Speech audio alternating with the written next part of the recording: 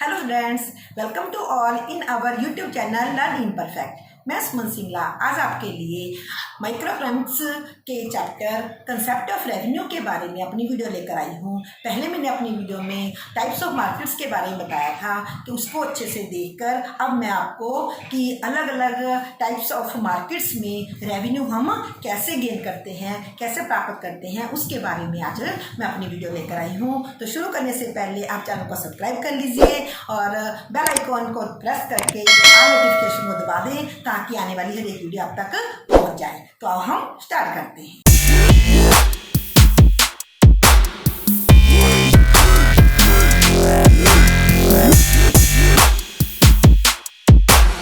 Concept of revenue, आमदन, जिसे हम आमद भी कहते हैं। तो आमदन किसे कहते हैं? कोई भी प्रोड्यूसर जिन वस्तुओं को बेचकर जितनी वस्तुएं पैदा करता है, पैदा कैसे करता है? किसी भी प्रोड्यूसर को वस्तुओं को प्रोडक्शन करने के लिए 4 फैक्टर चाहिए। Number 1 land, number 2 labour, number 3 capital, number 4 entrepreneurs. जो भी कोई भी प्रोड्यूसर, कोई भी इंडस्ट्रियलिस्ट, कोई भी सेलर इन 4 साधनों को इकट्ठा करके काम पर लगाता है, तो काम पर लगाने से जिन वस्तुओं और सेवाओं की वो पैदावार करता है, उन वस्तुओं को बेचकर जो भी धनराशि प्राप्त होती है उसे हम रेवेन्यू कहते हैं। इसलिए रेवेन्यू को क्या लिखा मैंने? The revenue of a firm is, एक फर्म की आमदन क्या होगी?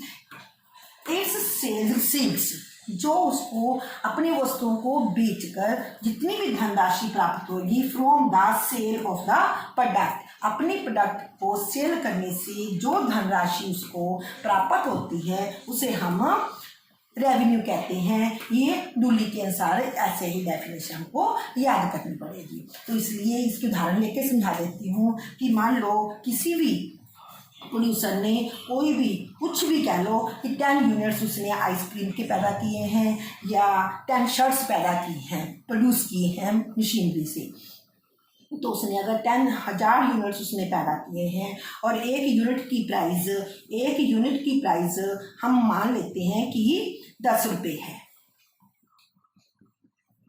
तो 1000 यूनिट्स अगर उसको बेचने हैं तो 1000 यूनिट्स बेचकर 1000 मल्टीप्लाई बाय 10 तो 10,000 जो धनराशि उसको प्राप्त होगी इसे हम रेवेन्यू कहते हैं। तो इसलिए रेवेन्यू और प्रॉफिट में अंतर है। कहते हैं अब ये 2 कंसेप्ट हैं, एक प्रॉफिट एक रेवेन्यू। कई बार हम रेवेन्यू और प्रॉफिट के कंसेप्ट में काफ़ी कंफ्यूज हो जाते हैं। तो रेवेन्यू क्या है कि किसी भी प्रोडक्ट को बनाने के लिए 4 फैक्टर्स ऑफ प्रोडक्शन लगा के जो भी हमने उसका रॉ मटीरियल, बिजली का खर्चा, मशीनरी का खर्चा, जमीन का खर्चा, इन सभी प्रोडक्ट्स की सभी लागतों को, इनको सभी को हम इंटरनल कॉस्ट कहते हैं। इन सभी कॉस्ट्स में जब हम अपना प्रॉफिट भी जमा कर लेते हैं कि मान लो कि एक यूनिट्स को बनाने के लिए उसको हमने 10 रुपये प्राइस, सेलिंग प्राइस रखी है 10 रुपये, तो उस वस्तु को बनाने में 10 रुपये ना लग के मान लो कि 8 रुपये तो उसकी कॉस्ट आ जाती है, जिसमें उसका लैंड का किराया भी हो गया, लेबर भी हो गई, कैपिटल भी है सभी का, तो 8 रुपये यूनिट उसको किराया बन गया। तो 8 रुपये के हिसाब से 1000 यूनिट्स उसने पैदा किए तो उसके 8000 उसकी कॉस्ट, इंटरनल कॉस्ट होगी, जो कि उसको वस्तु को बनाने के लिए उन सभी को पे करनी ही पड़ेगी।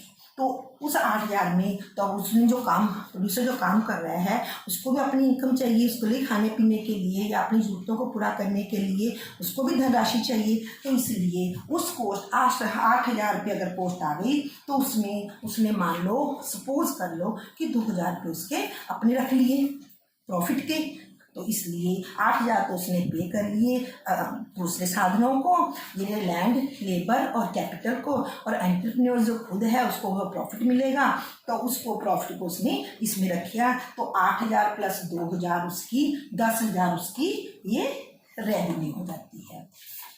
तो इसलिए प्रॉफिट क्या हुआ? उल्ट हो गया, इसमें रेवेन्यू में से हम कॉस्ट को माइनस कर देंगे तो हमारा प्रॉफिट आता है। नेक्स्ट, रेवेन्यू के 3 कंसेप्ट्स हैं। टोटल रेवेन्यू, कुल आय, नंबर 2 TR बोलते हैं, एवरेज रेवेन्यू MAR, औसत आय, और नंबर 3 मार्जिनल रेवेन्यू MR, सीमांत आय। तो इसलिए हम इसको अब डिटेल से देखते हैं। टोटल रेवेन्यू क्या है? Total revenue is the sum of all sale receives और इनकम ऑफ ए फर्म। किसी भी फर्म की जितनी भी हमें सेल करने से जो भी हमें पूरा धन प्राप्त होता है उसको हम टोटल रेवेन्यू कहते हैं। इसलिए जितनी भी कोई और प्रोड्यूसर वस्तुओं को प्रोड्यूस करता है, जब उसको बेचने से जो धनराशि प्राप्त होएगी that is called total revenue. इसलिए टोटल रेवेन्यू को हम लिखते हैं TR is equal to price into quantity.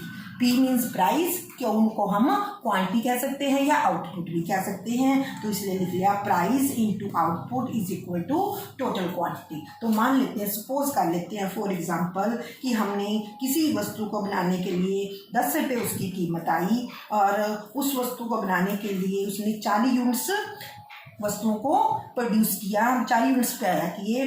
तो 40 यूनिट्स को अगर बेच लेता है तो उसको 400 रुपये जो है कुल आमदन प्राप्त होगी। तो इसलिए total revenue is equal to price into quantity. Next हमने करना है average revenue. Second average revenue बहुत इजी है। Per unit price is called average revenue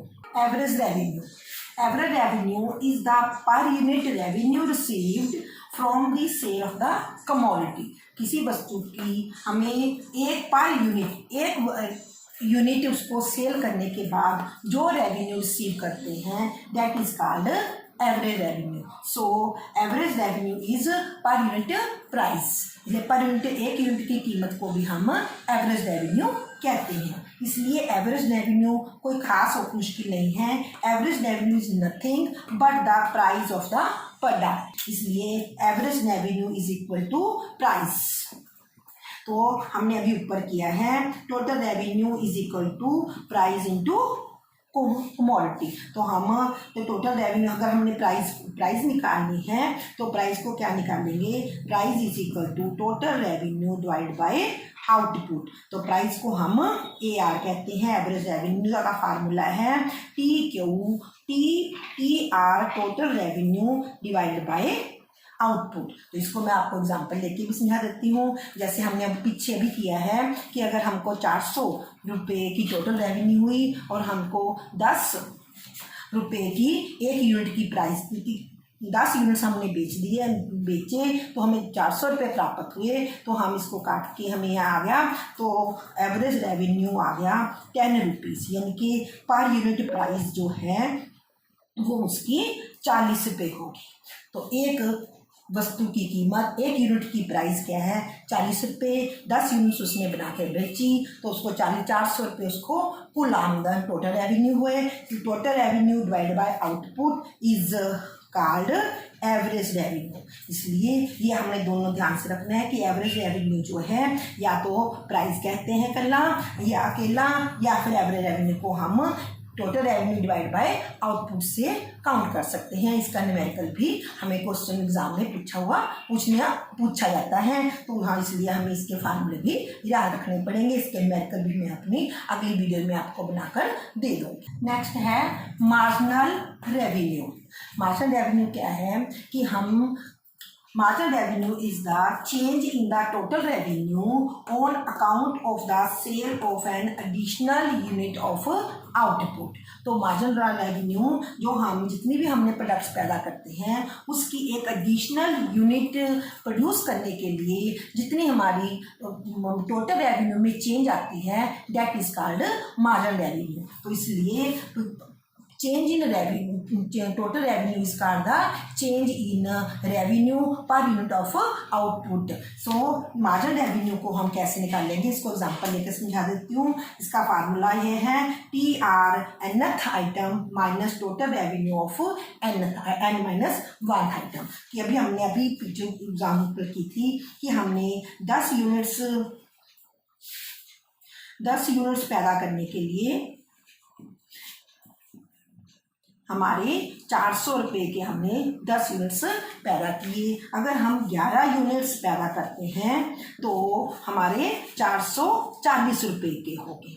तो हमारा पर यूनिट हमने 40 रुपये अभी ऊपर एवरेज रेवेन्यू निकाला है, तो इसलिए हमारा TR nth टर्म, तो ये क्या आ गया, nth टर्म क्या है, n टर्म्स कितनी है 11 और n-1 10 हो गए, तो इसलिए ये total revenue of nth term means 440 minus total revenue of n-1 term is 400, so margin revenue is 40। तो इसको हम तो मार्जिन रेवेन्यू को एक और भी अच्छे मेथड से जो कि बहुत ज़्यादा यूजफुल है उसको कह सकते हैं change in total revenue, change in total revenue divide by change in output, ये भी लिख सकते हैं। तो चेंज इन टोटल रेवेन्यू में कितनी चेंज है, 440 माइनस 40 ऊपर वाला ही बन गया, change total revenue is 40। Change in output में कितनी फ़र्क है, 11 माइनस 10 तो 1, तो ये भी आ गया 40 रुपये। तो इसलिए हम मार्जिन रेवेन्यू के हमारे दो फार्मूले हैं जिसको हम बहुत अच्छे से लर्न करेंगे। मार्जिन रेवेन्यू के TR nth term minus TR n-1 term, या मार्जिन रेवेन्यू को हम निकाल सकते हैं चेंज इन, इसको हम डेल्टा का निशान है जिसको हम कहते हैं चेंज इन टोटल रेवेन्यू में कितना परिवर्तन आया, कितना उसमें change I, divide by change in output. हमारे दो यूनिट्स भी हो सकते हैं, इनके कितने भी हमने यूनिट्स के चेंज करनी है, जितनी हमने बढ़ानी है उसके हिसाब से हमारा रेवेन्यू भी बढ़ जाएगा। इसलिए change in total revenue divide by change in output. ऐसे हम पहले margin revenue, average revenue, total revenue के कंसेप्ट हम इस वीडियो में अच्छे से समझ लेते हैं। उसके बाद मैं अगली वीडियो में डिफरेंट टाइप्स ऑफ मार्केट्स जो हमने की हैं, परफेक्ट कंपटीशन, मोनोपोलिस्टिक कंपटीशन, और अगली वीडियो में मैं आपको अलग अलग मार्केट्स में रेवेन्यू की कर्व्स के बारे में दिखाऊंगी और इसकी कर्व्स भी अगली वीडियो में बनाकर दिखाने वाली हूँ। तो ऐसे ही आप देखते रहिएगा। तो चैनल को सब्सक्राइब करना, लाइक करना और सबके साथ शेयर करना मत भूलिएगा। Thank you so much.